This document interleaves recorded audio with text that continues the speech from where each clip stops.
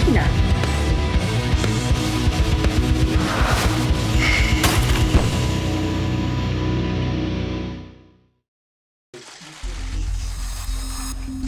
불필요한 신체 접촉을 하였습니다. 개인의 일탈이 아닌 공직사회 전체의 문제라며 부산시 산하 공공기관인 부산문화재단의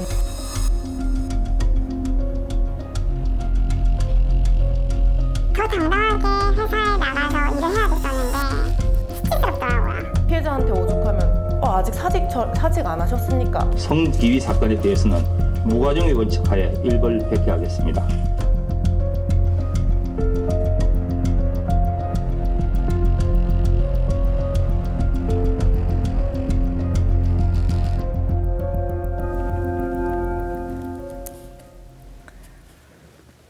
네, 오고돈 전 부산시장이 부하 직원을 성추행한 사실을 인정하고 시장직에서 물러난 지 벌써 2달이 훌쩍 지났습니다.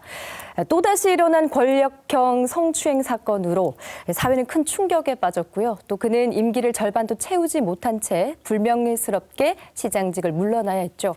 이 오고돈 전 시장의 사건으로 부산의 수많은 시민단체와 또 여성단체가 이 문제를 제기했고 그리고 부산시 그리고 산하 공공기관의 성비위 문제가 도마 위에 올랐습니다.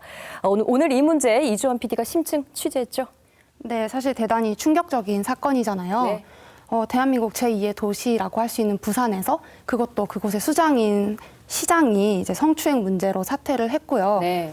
그동안 공무원 사회에서도 끊임없이 성희롱, 성추행 같은 이런 성비위 문제들이 발생을 했습니다. 네. 그래서 저는 이제 이번 사태로 촉발된 이 부산시와 산하 공공기관 그곳에 있는 성비위 문제들이 그동안 어떤 일들이 있었는지 먼저 한번 정리해봤습니다. 지난 4월 23일 오고돈 부산시장의 갑작스러운 사퇴 발표는 부산 시민들을 큰 충격에 빠뜨렸습니다. 정상적인 시정 운영이 될 수 있도록 하기 위해서는 모든 허물을 제가 짊어지고 용서를 구하면서 나가고자 합니다. 그가 사퇴한 이유는 다름 아닌 부하 직원 성추행 문제 때문이었는데요. 사건 직후 피해자가 찾은 곳은 내부가 아닌 외부 기관이었습니다. 어떤 성희롱 고충 상담원이라는 게 기본적으로 일단 시스템은 있기 때문에 그쪽으로 찾아가시는 게 맞는데 워낙 가해자가 시청의 제일 위에 있는 사람이잖아요. 그러다 보니까 고충 상담원은 당연히 시장 밑에 있는 사람이고 그럼 그쪽을 믿을 수는 없잖아요. 어떻게 보면. 그러다 보니까 외부에 있는 기관을 알아보게 된 거죠. 그렇게 수면 위로 드러난 오고돈 전 부산시장의 성추행 사건. 그는 사퇴했지만 해결된 것은 없었습니다.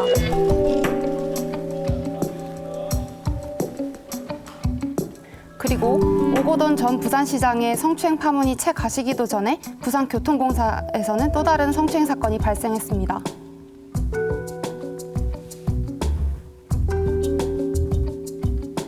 문제의 간부는 수개월간 성추행과 갑질성 발언을 한 것으로 드러났는데요.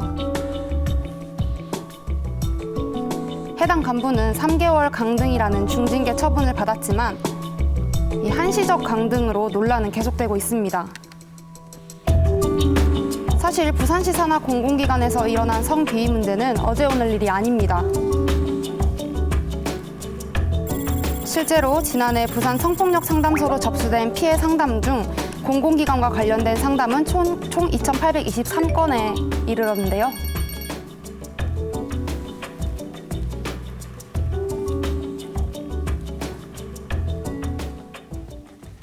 직장 내에서 성희롱이 일어나요. 그럼 회사에서 책임을 져주잖아요. 그게 원칙이고. 근데 지금 시청은 그걸 안 하고 있는 게 제일 위에서 일을 쳤기 때문인데 그래 놓으니까 아무도 책임자가 없는 거예요. 말 그대로. 담당자한테 전화해서 2차 피해 누구한테 신고하면 되느냐? 몰라요. 그러면 언제 복귀하느냐? 그것도 몰라요.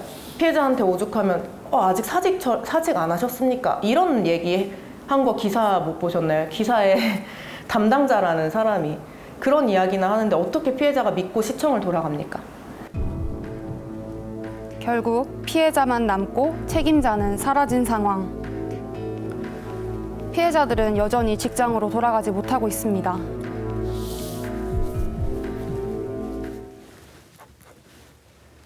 예. 이렇게 정말 화면으로만 봐도 정말 많은 일이 있었네요. 예.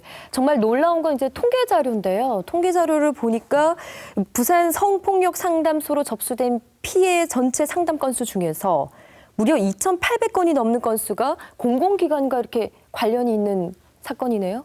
네, 지난 한 해 2019년 한 해 동안 2,800건이나 접수됐다는 거는 되게 저도 놀라운 수치였습니다. 예. 네, 부산시랑 그 산하 공공기관이 전체 개수가 한 30개, 30여 개 남짓 정도 된다고 하더라고요. 네. 그것까지 생각해보면 정말 많은 일들이 생각보다 일어나고 있다는 것을 알 수 있습니다. 네. 네, 사실 뭐 오거돈 전 부산시장의 사태부터 이 얼마 전에 일어난 부산교통공사 성추행 문제까지 그동안 이런 문제에 모두가 관심을 좀 두지 않고 있는 동안 이 공공기관 행정조직에 이렇게 만연했던 문제들이 이제서야 비로소 좀 나오고 있는 게 아닌가 하는 생각이 들었습니다. 예.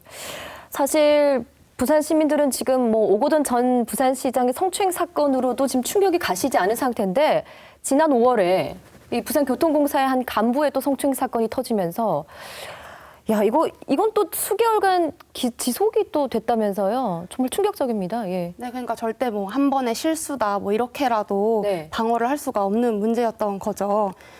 부산교통공사 성추행 사건과 같은 경우에는 해당 간부한테 강등이라는 중징계를 내린 것으로 알려져 있습니다. 예. 네, 근데 이게 중징계이긴 한데 급여가 이제 3개월 동안 기본급이 뭐 3분의 1 정도 깎이는 수준의 징계인데요. 네네. 하지만 이게 3개월 후에는 직급이 다시 원래대로 복구가 된다는 3개월 한계가. 후에요? 네.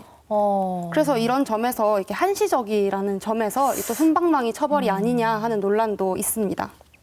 아니 성범죄를 저지르고도 이 직급이 원상 복귀된다. 사실 이건 저는 좀 납득이 가지 않는 일인데 그렇다면요. 왜 이렇게 부산시의 공직사회, 이 산하 공공기관에 이런 성비위 문제가 좀 많이 나오는 걸까요? 이게 뭐 이유가 있을까요? 아무래도 이제 많은 전문가들은 이 공직사회의 권위주의적인 문화랑 이 폐쇄적인 조직 문제를 지적을 합니다. 부산이 조금 더 그럴까요? 부산이 아무래도 그런 성인식 문화가 낮다는 지적도 네네네. 있었고요. 네네. 네, 이렇게 특히 이렇게 상하 관계가 뚜렷한 관료 조직이다 보니까 이런 권력형 성범죄가 이렇게 발생할 수밖에 없는 거죠. 네네. 그럼 이런 문제는 이제 조직 자체도 폐쇄적이니까 뭐 이직도 쉽지가 않잖아요. 그렇죠. 공공기관 예, 같은 예. 경우에는. 네, 그래서 이제 피해자는 섣불리 문제 제기를 하기도 어려운 상황입니다. 그렇습니다. 이 이야기를 들으니까 또 얼마나 많은 피해자들이 지금 있을까 이런 생각을 먼저 하게 되는데 더 큰 문제는요. 지금 아직도 알려지지 않은 이런 공공기관의 또 피해자들 분명히 있지 않겠습니까? 그렇죠. 예. 네. 오거돈 시장 사건과 같은 경우에는 그래도 이 사람이 너무 유명한 공인이다 보니까 네. 세상에 알려진 알려지게 사건이고. 예. 네. 그러다 보니까 이렇게 된 건데 저희가 이제 취재를 하면서 만난 또 다른 피해자분도 계셨는데요. 네. 네, 이분의 같은 경우에도 공공기관에서 일을 하고 계시는데 사실 이 사건은 이제 말하기조차도 굉장히 조심스러워하면서 저희한테 이야기를 들려주셨습니다.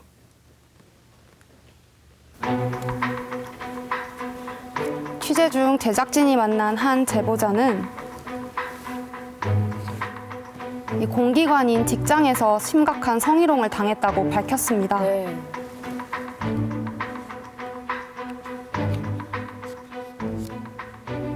다시 그 악몽 속으로 들어가고 싶지가 않았고 또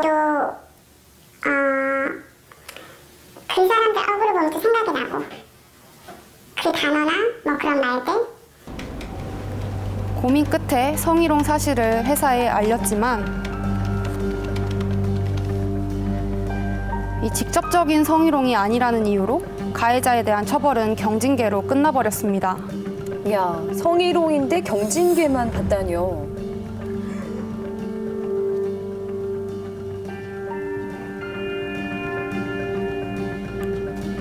네, 피해자는 상위 기관인 부산시에도 억울함을 호소했지만 결과는 달라지지 않았습니다. 피해자는 지금도 징계 절차에 의문을 제기합니다. 당연히 성희롱이기 때문에 이게 정당하게 처벌을 받겠지 생각했는데 공범자들한테도 정도의 징계가 나왔다는 게 전 이해가 안 됐어요. 그럼 그분들은 처분을 어떻게 받았어요? 안 받았어요. 정당하게 처벌이 됐다고는 생각하지 않아요. 왜 이런 일이 발생했는지 사건을 담당했던 부산시 감사위원회의 이야기를 들어봤습니다. 우리는 징계 요구를 하고 그 각 기관에 해당 인사위원회에서 결정을 합니다. 그러니까 우리가 검찰 같은 역할이고 그 인사위원회가 법원이다라고 그렇게 보시면 되죠. 그러니까 결국은 부산시 감사위원회가 있지만 최종 판결은 공공기관의 인사위원회의 권한이라는 말인데요. 네. 그러면은 양형이 좀 너무 가벼운 것 같으니 다시 재검토를 하시오라고. 그건 안 됩니다. 재검토 그건 안 네, 되고요. 예. 그거는 말씀드린 대로 그 절차를 다 밟아서 적법한 위원회를 다 거쳐서 한 사안에 대해서는 설령 우리가 볼 때 뭐 징계양정이 안 맞다 하더라도 그것만으로 우리가 뭐 다시 재심해라 이렇게는 못합니다. 공공기관이 부산시로 사건을 이관하는 경우가 생기면 이 부산시가 조사하고 이 조사 결과를 공공기관에 다시 통보하는 그리고 이행할 것을 요구하는 구조입니다. 네. 과연 이제 이 감사위원회의 역할이나 뭐 권한 이런 것들이 조금 한계가 있을 수가 있겠죠.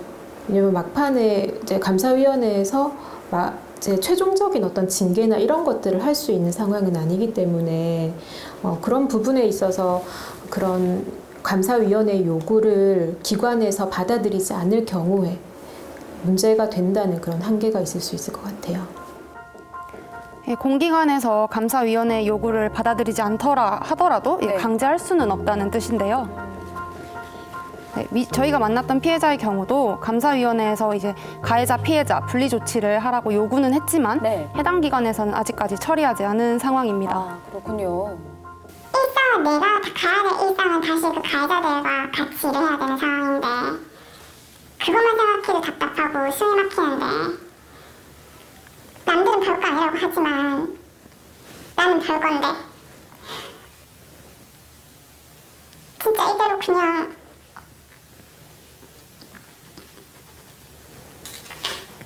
죽었으면 좋겠다는 생각까지 돼요. 네. 감사위원회의 요구를 이 해당 기관에서 받아들이지 않으면 소용이 없다. 이렇게 얘기하고 있는데 그래서 좀 억울한 피해자가 생기는 거 아니겠습니까?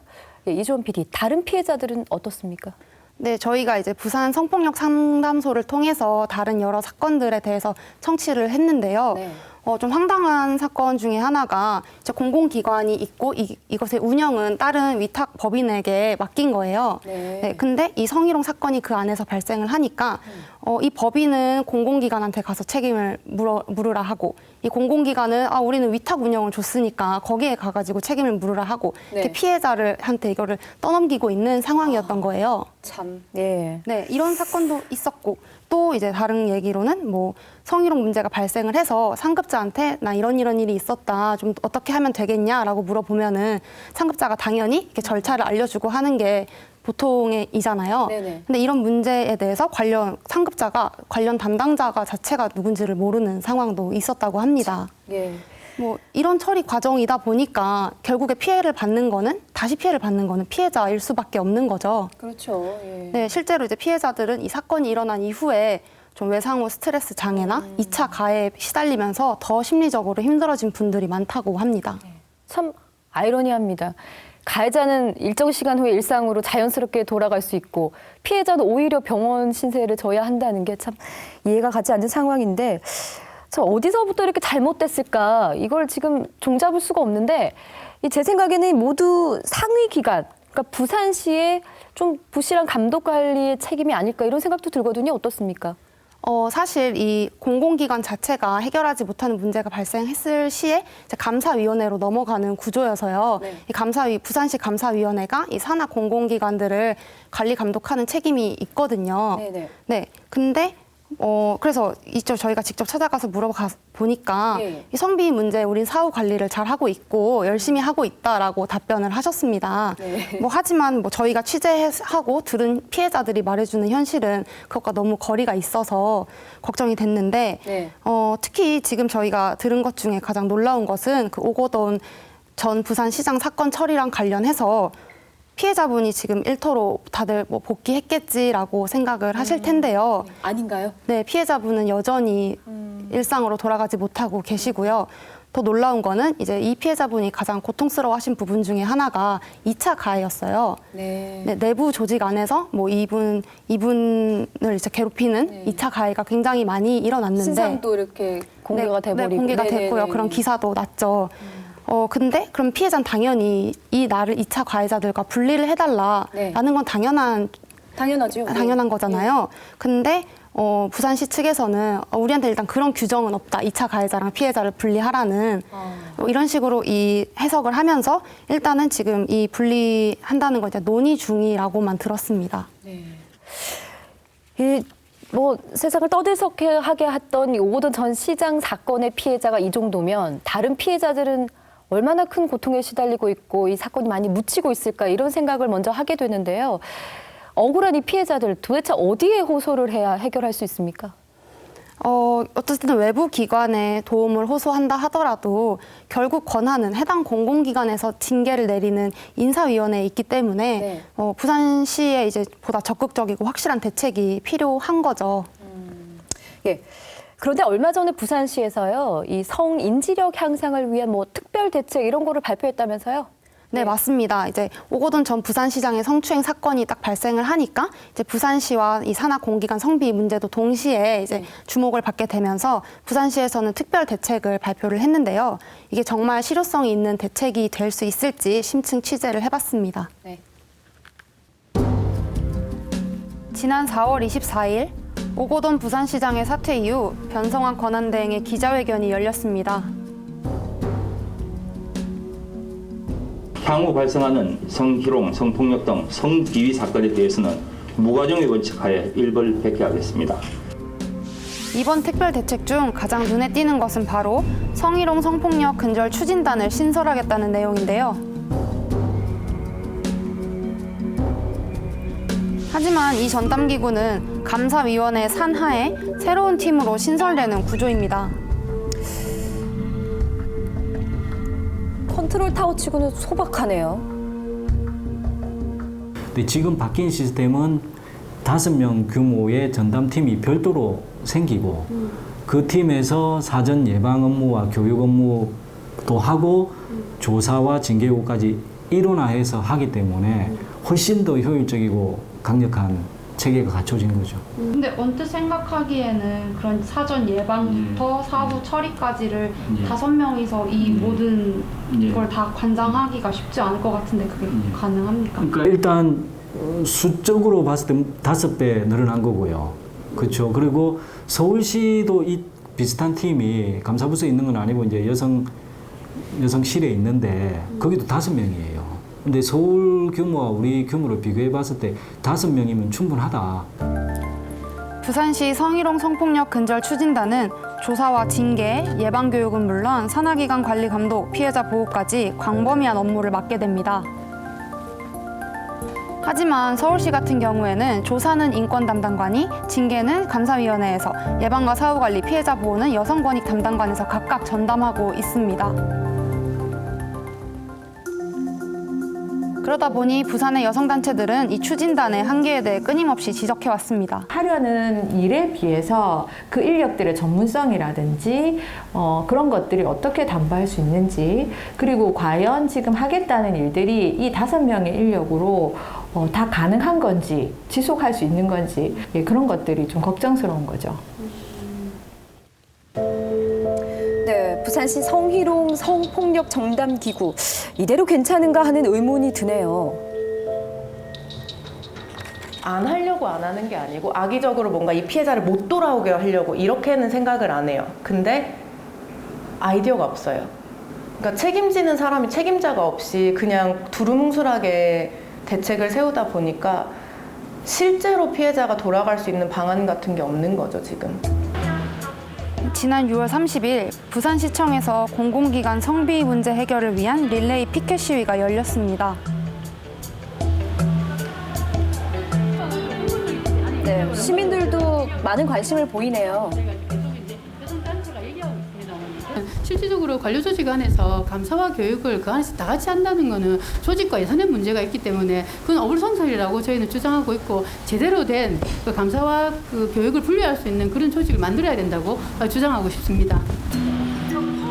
오늘도 여성단체들은 현실적인 대책 마련을 요구하면서 시위를 이어가고 있습니다. 네, 서울시 같은 경우에는 성희롱 성폭력 이 일을 담당하는 부서를 또 여러 부서를 이렇게 체계적으로 관리를 하는 반면에 우리는 계속 그냥 서울시와 같은 인구, 같은 뭐 5명이서 한다 이런 말로만 계속 얘기를 하고 있는데 이게 5명으로 관리가 가능할까요? 사실 저도 그 부분이 가장 우려스러웠는데요. 네. 뭐 아직 일을 뭐 본격적으로 시작하지 않았으니까 지켜봐 달라라는 입장이셨는데 네. 아까 화면으로 보신 서울시 같은 경우에는 이렇게 성희롱 성폭행 문제를 체계적으로 다루는 지자체다 이런 식으로 평가받고 있고요. 이 부산시와 그중에서 가장 큰 차이점이라고 한다면 아까 그 조사를 맡고 있던 인권 담당관이 네. 독립기구로서 존재를 한다는 겁니다. 그러니까 시장 직속에 있는 독립기구다 보니까 네네. 결제 절차도 훨씬 간단하고 네. 전문 인력들이 투입돼서 조사만 딱 할 수 있는 거죠. 이곳에서 그래서 이제 사안이 발생하면은 자체적으로 조사를 하고 내부 인원만으로는 좀 문제가 있을 수 있으니까 이 외부 인력과도 함께 협력을 하면서 조사를 이어간다고 합니다. 네.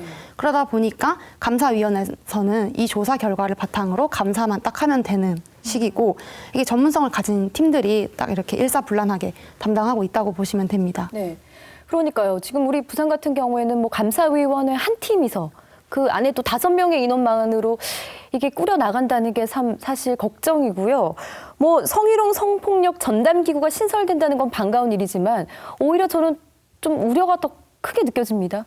예. 네, 뭐 그 관련 대책 발표를 할 때는 마치 뭐 컨트롤 타워를 세워서 근절하겠다. 굉장히 이 말은 뭔가 이렇게 멋있었지만, 그러니까요, 예. 네, 실제로 뭐 이렇게 만드는 걸 보면은 어떤 기구 안에 하나의 팀이 생기는 거고 그 안에 5명이 생기는 건데 네. 이전 인력보다 5배가 늘어났으니 괜찮을 것이다라고 하시는 거는 조금 네. 저는 과연 저 말만으로도 믿을 수 있을까라는 생각이 들었고요. 네. 그리고 사실 이게 굉장히 아이러니한 부분인데.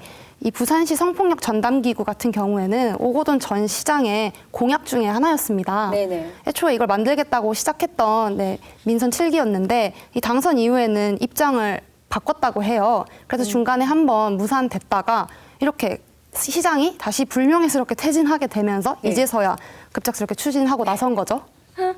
이렇게 급작스럽게 추진된 거라 혹시 보여주기식은 아닌지 여러 가지로 좀 의문이 들고 또 염려스럽습니다. 아직 갈 길이 멀잖아요, 그렇죠? 예. 네, 사실 이 이틀 전이죠. 이제 딱 7월 1일자로 이 조직 개편만 현재 마친 상태입니다. 아, 지금요? 네, 예. 그래서 사실 이 안에 뭐 팀장이라든지 뭐 인원은 외부에서 이제 채용을 시작하는 단계여서 아직 뭐 이렇게 깊숙이 짜여진 건 없는 거네요. 네, 아주 큰 틀만 지금 잡혀 있는 상태인 거죠. 그래서 뭐 2, 3개월 후에야 이제 채용 절차를 마무리하면 그때서 네. 이제 본격적으로 업무를 할 수 있다고 합니다. 네, 알겠습니다. 앞으로 피해자들을 위해 좀 꼼꼼한 대책을 잘 마련을 해서 이렇게 새롭게 신설되는 성희롱 성폭력 전담 이 기구가 좀 제대로 잘 작동했으면 좋겠다 이런 생각이 드는데요. 이주원 PD 오랫동안 좀 취재를 하면서 뭐 고심이 많았다고 들었습니다. 어땠습니까? 네, 아무래도 이 공공기관의 폐쇄성 그리고 이 상하 위계 질서 이런 문제 때문에 계속해서 이 일들이 끊임없이 발생을 하고 있는데 사실 감사위원회 같은 경우에는 이름부터 감사를 하는 곳이잖아요. 네. 근데 이 성폭력과 관련된 문제들은 감사는 이제 사후에 터지는 일만 관리를 하는 곳이고 예. 이 사전 예방 그리고 사람들의 그런 인식 개선을 위한 조치는 과연 제대로 이루어지고 있는 걸까라는 걱정이 계속해서 들었습니다. 네. 그래서 뭐 이번 문제를 해결하기 위해서는 이번에 새로 신설되는 그 전담 팀뿐만 아니라 이 조직 문화 쇄신까지 함께 가야 된다는 생각이 들었습니다. 맞습니다. 근본적인 문제가 일단 해결돼야 되고요. 이건 우리 모두의 일이 아닌가 이런 생각이 들면서 앞으로 부산시에는 이런 성비위 문제가 생기지 않도록 우리 모두가 조력자이자 또 감시자가 되어야 되지 않을까 싶습니다. 취재하느라 고생 많았습니다. 여기서 마무리하겠습니다.